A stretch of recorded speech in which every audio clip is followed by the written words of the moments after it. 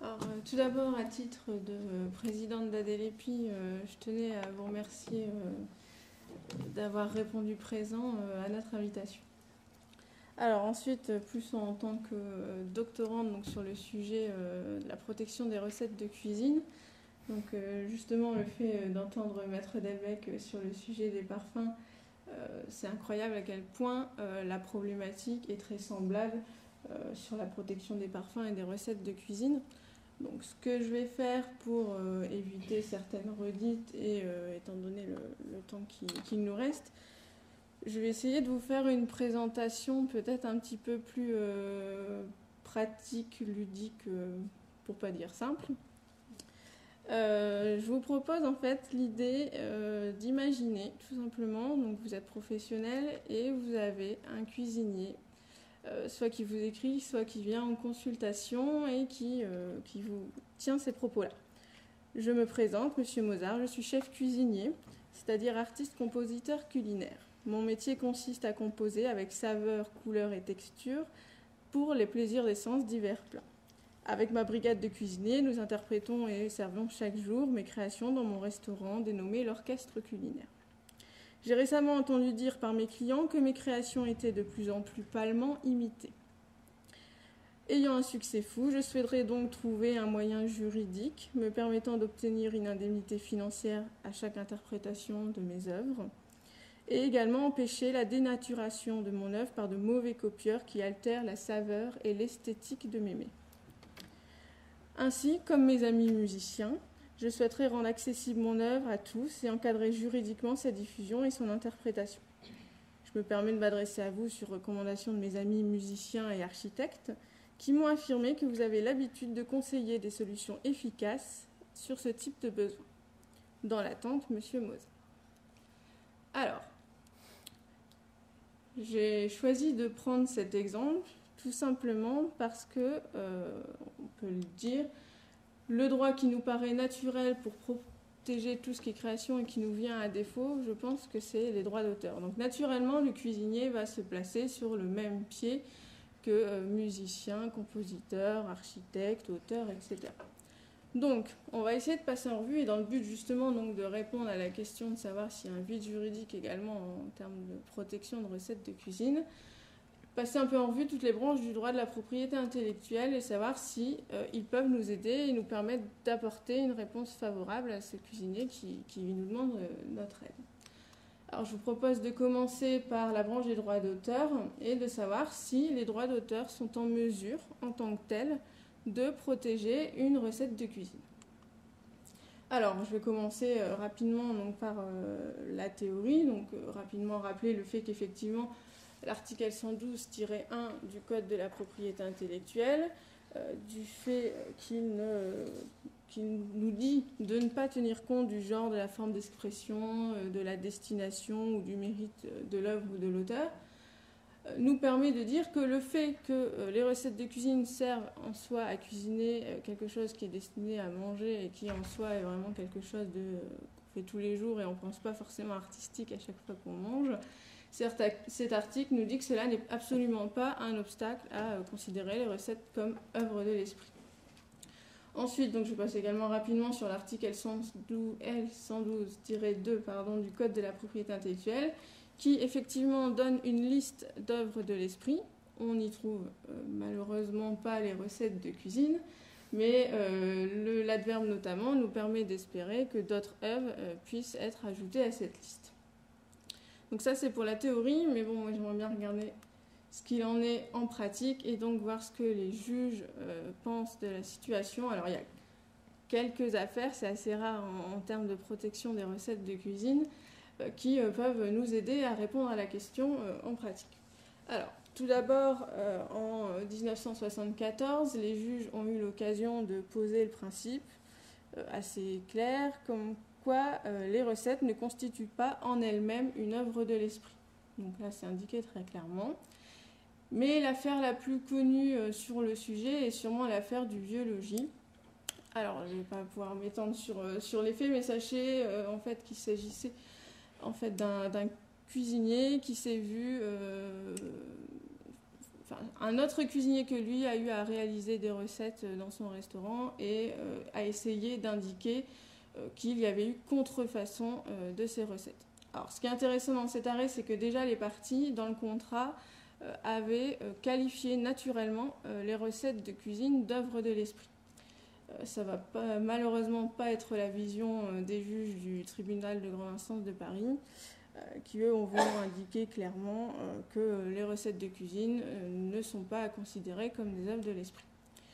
Alors, on espérait de cette affaire éventuellement qu'il puisse y avoir un arrêt de cour de cassation, mais malheureusement, que ce soit en appel ou la cour de cassation, la réponse qui a été apportée au cuisinier pour essayer de l'indemniser, ne s'est pas du tout portée sur la question de savoir si les recettes étaient des œuvres de l'esprit, et ils sont partis plus sur le terrain de la responsabilité délictuelle. Donc c'est ce que j'appelle une occasion manquée pour avoir enfin un arrêt de la Cour de cassation sur ce sujet. Alors à défaut pour avoir des arrêts plus récents, il y a par exemple eu l'affaire de l'URSSAF, où là il était question en fait de déterminer quelle était la qualification des rémunérations des cuisiniers qui avaient accepté de participer à l'émission Cuisiner comme un grand chef avec Joël Robuchon. Et justement, ils avaient décidé de qualifier la rémunération de droit d'auteur, pensant là également naturellement que tout simplement il s'agissait d'interprétation d'œuvres de l'esprit. Voilà, c'était pas du tout l'avis de l'URSSAF et ni l'avis des juges du fond de la Cour d'appel de Paris.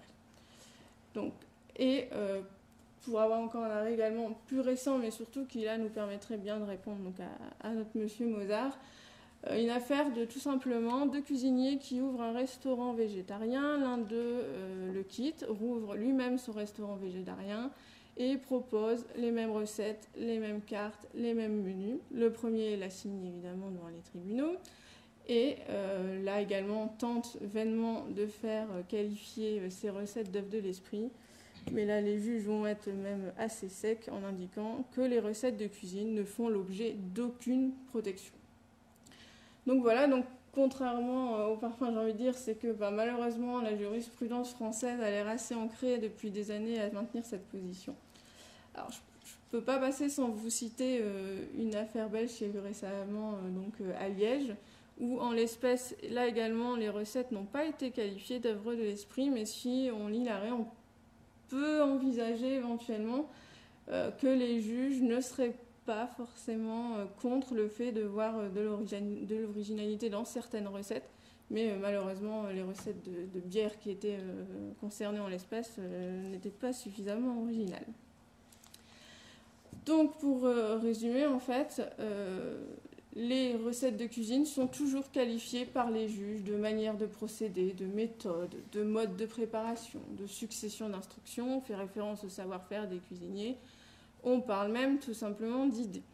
Alors là, il faut s'imaginer en train de dire à monsieur Mozart, écoutez, vos recettes de cuisine, vous n'êtes absolument pas un artiste, ni même un auteur.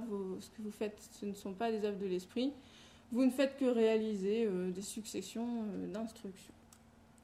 Donc premier échec pour l'aider. On va voir si éventuellement les droits d'auteur peuvent, à ce moment-là, à défaut d'avoir une protection directe pour les recettes de cuisine, peuvent utiliser des moyens indirects. Alors, les juges, quasiment à chaque affaire dont je viens de vous parler, indiquent que les recettes de cuisine, à défaut d'être protégées en tant que telles, peuvent être protégées dans leur version littéraire. Donc là, ça nous intéresse dans le sens où si les cuisiniers décident de publier leurs recettes sous forme de livres ou d'articles dans les magazines, là, c'est protégé en tant qu'ensemble, c'est-à-dire droit d'auteur sur le fait qu'un livre en tant qu'ensemble avec recettes de cuisine, mise en page, photographie ou que ce soit dans un magazine, c'est reconnu, ça a été également vu dans certaines jurisprudences comme la jurisprudence Marie-Claire. Donc de ce côté-là, il n'y a pas de problème. Le souci, c'est que ce qui nous intéresse, c'est de pouvoir protéger la recette en tant que recette individuelle et pas en tant que compilation de recettes au pluriel. Là, ce qui pourrait éventuellement poser problème sur la protection en termes littéraires, c'est l'exception au droit d'auteur de la courte citation. Imaginons que le livre complet donc de recettes de cuisine est bien protégé. on souhaite en extraire uniquement une des recettes. Alors là, il n'y a également pas de jurisprudence à ma connaissance, mais on peut faire un parallèle avec les recueils des poèmes, où là, la jurisprudence est venue dire que c'est pas parce qu'on enlève un poème et que celui-ci est copié que celui-ci ne sera pas protégé, et donc qu'il n'y aura pas de contrefaçon sous prétexte que c'est uniquement un des poèmes qui a été copié. Donc apparemment, on peut dire que cette protection est assez idéale. Oui, mais il y a un problème quand même, c'est que la notion phare des droits d'auteur reste quand même l'originalité, et ça ne va pas changer en ce qui concerne la protection du texte littéraire de cuisine. C'est qu'il est parfois difficile dans une recette, étant donné que par nature ça reste un texte assez descriptif. C'est une liste d'ingrédients, des temps de cuisson, un nombre de personnes, différentes étapes à réaliser. Et il faut avouer, souvent les recettes sont rédigées, des phrases assez succinctes, des verbes à l'infinitif. C'est difficile de percevoir dans ce type de texte l'empreinte de la personnalité de l'auteur qu'on cherche pour pouvoir qualifier un texte d'œuvre de l'esprit. Alors là, j'ai pris par exemple, parce qu'il y a énormément de litiges, de problèmes de plagiat culinaire dans les blogs que vous trouvez sur Internet, et j'ai volontairement pris un exemple très simple d'une blogueuse qui s'était plainte de retrouver sa recette d'abricots au foie gras, qui est des plus succinctes, sur le blog un autre site Internet. En cas de litige, je ne suis pas du tout sûre qu'elle obtiendrait protection de ce texte et donc de la recette qu'elle estime lui appartenir. Donc, à défaut, toujours justement pour utiliser l'exemple des blogs culinaires qui sont vraiment assez représentatifs et très en vogue, le problème des photos, c'est-à-dire qu'éventuellement on pourrait conseiller à M. Mozart de photographier les différentes recettes qu'il réalise et que cette photographie soit protégée en tant que pure représentation, donc uniquement vraiment la photo culinaire et pas du tout la recette. On est toujours au même problème. Malheureusement, il y a peut-être des difficultés par rapport à d'autres styles de photos, que celle-ci soit souvent reconnue comme originale. Donc je pense à deux affaires assez récentes. Le groupe M6 qui, tout simplement, pour réaliser une émission 100% mag sur les pot-au-feu, était tout simplement allé se servir sur divers blogs de particuliers, où là, ils ont râlé, évidemment, et ont tout simplement indiqué que, bon, de toute façon, les photos n'étaient absolument pas originales et que ça va s'arrêter là. On va prendre plutôt un exemple de jurisprudence, où là, il y a eu une décision des juges. Il s'agissait d'une photo d'ingrédients permettant de faire la bouillabaisse, et qui a donc indiqué que les galinettes, donc les poissons, disposaient de telle manière, etc. Il n'y avait pas du tout de recherche de lumière. Qu'importe le choix de l'assiette qui était censée représenter la Provence, etc., que la photographie n'était pas originale. Donc, non seulement la photographie en tant que telle ne pourra absolument pas protéger la recette, on s'en doute, mais même les recettes et les photographies culinaires ont l'air d'accéder difficilement à la protection. Et enfin, pour finir sur l'esthétique, c'est vrai que les cuisiniers sont attachés à bien présenter les recettes, puisque c'est quand même ce qu'ils envoient et qui arrive devant les yeux des clients. C'est la présentation, donc présentation à l'assiette, etc.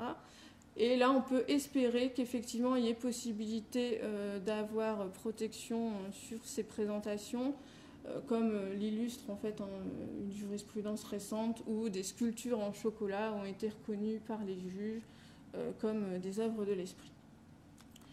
Mais voilà, on peut bien dire donc que les droits d'auteur, que ce soit directement ou indirectement, vont difficilement nous permettre d'apporter une réponse satisfaisante à M. Mozart.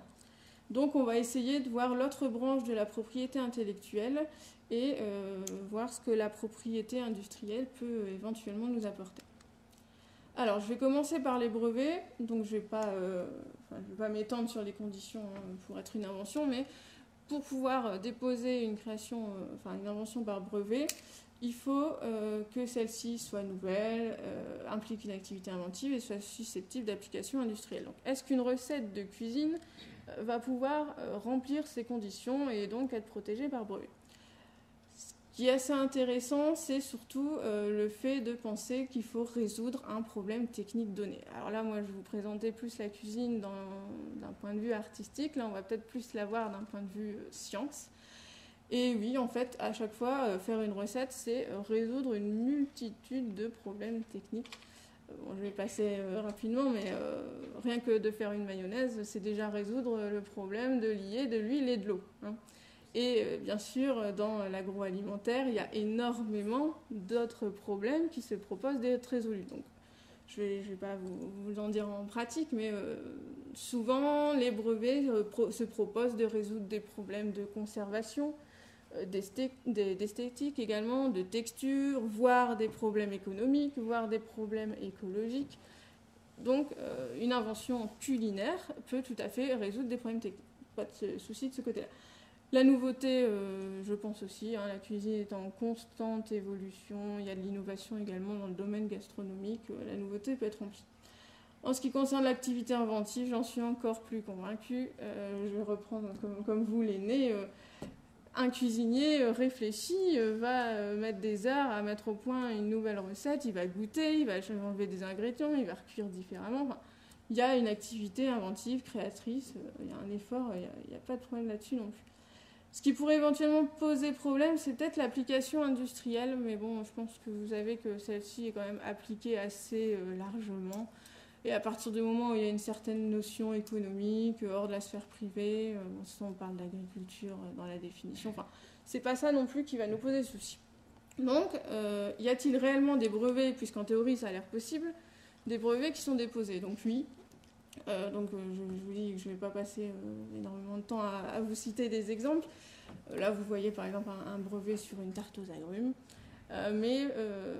En agroalimentaire, il y a énormément de dépôts par Danone, Le Safre, Findus. Enfin, vous en trouvez facilement. Enfin, vous en trouvez. Et la question qui se posait aussi, c'était de savoir, ce qui est aussi intéressant de ce point de vue-là, c'est est-ce qu'il y a des brevets qui sont plus gastronomiques, qui pourraient relever plus de la cuisine, ou dans le sens où on l'entend tous les jours.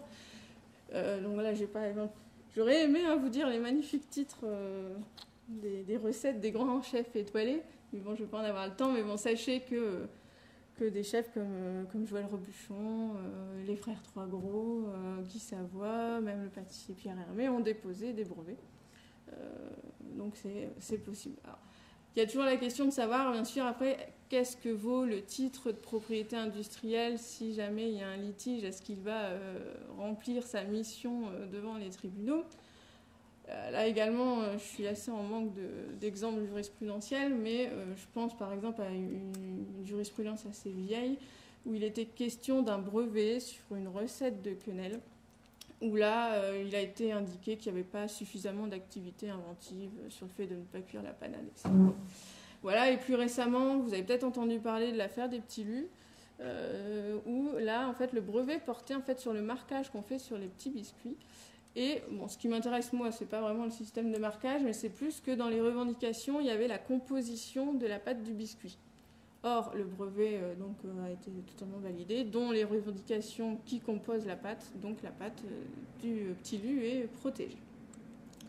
Alors maintenant, je vais passer très, très rapidement sur la marque, dans le sens où celle-ci ne va pas pouvoir, on le sait, sans doute, protéger la recette de cuisine en tant que telle.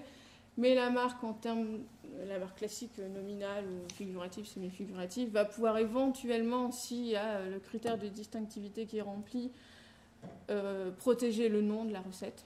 Et en fait, c'est plus le fait que on peut associer une recette à une marque. Par exemple, si vous achetez du Nutella, vous allez savoir que vous achetez telle recette de pâte à tartiner. Mais ça n'ira pas plus loin. Après, il y a éventuellement la marque tridimensionnelle si on veut revenir sur le fait de protéger les recettes dans leurs résultats esthétiques. Donc là, à voir si c'est possible, ça sera peut-être difficile. Donc bon, je vous montrerai l'exemple du petit lapin en or de Lindt qui n'a pas été reconnu comme suffisamment distinctif. Ensuite, bon là, je vais passer très rapidement, mais effectivement, il y a la possibilité des marques olfactives et gustatives. On a vu avec Maître Delbecq, donc je vais passer rapidement. Ensuite, en tant que marque, il fallait absolument que je vous parle quand même des marques collectives, des certifications et des indications géographiques, les indications de provenance. Là, il s'agit plus en fait de protéger des aliments, mais il faut savoir que, par exemple, avec les indications géographiques protégées ou les STG, par exemple en Italie, la pizza napolitaine a été mise en STG. Donc, comme toute la recette est décrite, mozzarella, basilic, etc., ça peut être éventuellement une façon lointaine de protéger une recette. Ensuite, toujours sur l'esthétique, éventuellement donc, le dépôt de dessins et modèles. Voilà, je prends rapidement, c'est des dépôts qui sont parus au BOPI. Là aussi, la question se pose, c'est est-ce que tous les dépôts ont réellement la force qu'on voudrait leur donner? Pour les deux pizzas qui sont plus à gauche, je ne suis pas sûre. Pour celle qui est à droite, éventuellement, le fait d'avoir une forme ovale pour une recette, ça peut être qualifié de caractère propre qui pourrait nous permettre de protéger cette forme de pizza. Alors, là également, à part le brevet, mais bon, à voir si effectivement ce serait utile pour tous les cuisiniers d'utiliser ce système et de rentrer dans les conditions quand même assez spécifiques et assez techniques, voir si il ne peut pas y avoir une protection indirecte également par des outils annexes à la propriété industrielle.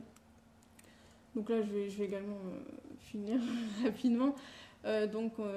Difficile de ne pas parler du secret de fabrique quand on pense cuisine.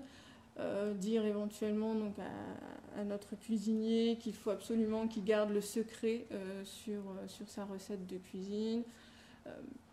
Après, le secret de fabrique, si on regarde réellement la définition donc, dans le code de la propriété intellectuelle qui renvoie au code de travail, c'est justement qui situe la divulgation du secret de fabrique, surtout dans le domaine du droit du travail, avec une notion d'industriel, une notion de salarié, à voir si ça peut vraiment convenir dans le cadre d'une brigade, d'un cuisinier, d'un restaurant, etc. Ensuite, donc, je ne vais pas passer plus de temps sur le savoir-faire, mais c'est vrai qu'on qualifie beaucoup les recettes de cuisine à chaque fois de savoir-faire. À voir si éventuellement celui-ci, s'il remplit les conditions de secret, etc., s'il pourrait être protégeable. Donc ce qu'on peut éventuellement au final malheureusement et uniquement conseiller pour le moment dans l'état du droit positif actuel à notre cuisinier, c'est tout simplement éventuellement de rédiger un livre, éventuellement de protéger l'esthétique, la façon dont il présente ses recettes et de garder ses recettes en tant que telles secrètes et à ce moment-là de ne pas oublier clause de confidentialité, clause de non-concurrence au sein des contrats de travail pour sa brigade. Voilà, donc c'est assez, donc, pour revenir donc, sur la problématique, on ne va pas parler éventuellement de vide juridique, parce que du droit, il y en a, et on a bien vu que la notion pour nous ne renvoie pas, mais il y a clairement, à mon sens, un besoin de protection qui n'est pas rempli et c'est assez frustrant de ne pas pouvoir répondre à ce cuisinier que lui non plus, en dépit de tous ses efforts du côté artistique qu'a la cuisine, qui ne puisse pas protéger ses recettes de cuisine en tant que création. Et bon, pour la petite anecdote, c'est quand même assez marrant, c'est qu'on dit quand même que la propriété intellectuelle est née sous l'Antiquité dans la cité de Sybaris par la protection d'une recette de cuisine où le cuisinier pouvait bénéficier d'un monopole pendant une année. Et nous, des siècles plus tard, on n'accepte pas les recettes de cuisine en tant qu'œuvre de l'esprit. Pourtant, les droits d'auteur, normalement, ne doivent pas exclure tout ce qui est création gustative, olfactive. Donc je rejoins Maître Delbecq sur le fait de se demander est-ce que c'est pas plus un problème après de mise en pratique, parce qu'on imagine bien au cours d'un litige essayer de déterminer si tel gâteau est la contrefaçon de tel autre gâteau, ça posera des problèmes en pratique. Voilà, je crois que je vais m'arrêter là. Merci.